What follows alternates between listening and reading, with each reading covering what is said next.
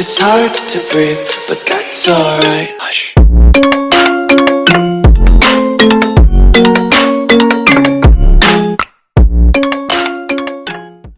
Et salut tout le monde, aujourd'hui on se retrouve pour une nouvelle vidéo. Donc je vais vous présenter une compo HDV8 pour monter champion. Donc on se retrouve tout de suite. Donc voilà, on se retrouve pour le gameplay, on se retrouve sur mon HDV8. Donc avec cette compo je suis monté champion 2 facilement. J'aurais pu même aller cheatant ou voir légende. Donc là, dans cette série ça va continuer, on va peut-être monter légende avec mon HDV8.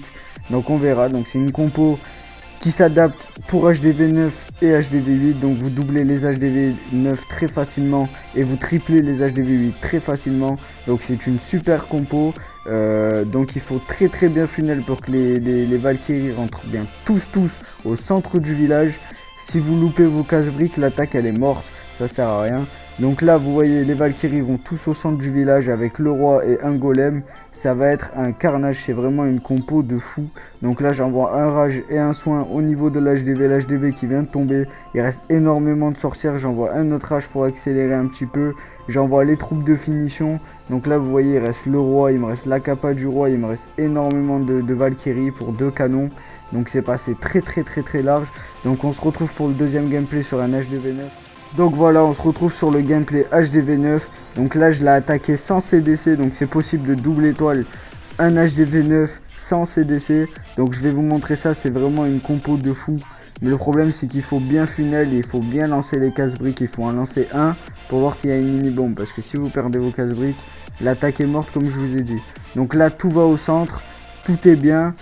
Ça décale un peu mais ça va aller sur l'HDV, les Valkyries qui vont se recentrer sur le roi. Donc j'envoie un rage au niveau de l'HDV qui est tombé très facilement, le noir aussi, les Archix aussi. Donc là après avec mes troupes de finition je vais aller gratter quelques pourcentages sur chaque attaque si j'ai du mal pour les 50%, mais en général ça passe très large. Donc vous voyez, bon pourtant c'est pas un HDV9 très max. Mais bon, je vais vous montrer sur les autres gameplays, donc on se retrouve sur l'autre gameplay. A tout de suite. Voilà, on se retrouve pour le troisième gameplay. Donc c'est sur un HDV9 pas très max. Mais bon, ça passe quand même. En multi, généralement, vous tombez jamais sur du max. Donc là, j'envoie tout en masse. Donc le PK, le golem avec les sorciers pour déminer un petit peu. J'envoie les Valkyries à la fin. Donc ils vont aller directement raser toutes les défenses. Bon là il n'y a pas de structure de village, tout est mis à la ramasse. Donc ça va passer très large. Donc je vais vous montrer sur d'autres gameplays ce que ça donne. Donc on se retrouve tout de suite sur un autre gameplay. Donc voilà, on se retrouve sur le troisième gameplay, donc sur le quatrième, excusez-moi. Donc c'est sur un HDV8. Donc là je l'ai attaqué sans CDC, mais avec un CDC je l'aurais perf. Donc vous allez voir, c'est une compo qui s'adapte à énormément de villages, il faut juste bien funnel. Une fois que les Valkyries sont rentrées, vous assurez le 2 étoiles sûr et certain. Donc là je vais funnel, il y a tout qui va rentrer, j'envoie les Valkyries qui vont aller directement sur l'HDV et au centre du village. Donc tout se passe bien pour l'instant. Il reste pas beaucoup de Valkyries pour aller chercher le 3 étoiles. Mais bon, c'est pas grave. On va chercher quand même les trophées. Je crois que je suis allé chercher 16 ou 17 trophées. Donc c'est quand même pas mal. Donc comme vous voyez, je vous ai dit tout à l'heure avec les troupes de finition, si jamais la première partie avec les Valkyries ne font pas leur effet, eh ben vous pouvez aller gratter des pourcentages avec les troupes de finition. Donc c'est assez simple. Donc on va partir sur l'autre gameplay. Cette fois-ci c'est un autre gameplay. Donc le gameplay il est simple et efficace. C'est vraiment une compo de fou. Je vous la conseille hein, pour monter et pour rusher. C'est vraiment la compo qu'il faut utiliser en HDV8. Donc là j'envoie tout.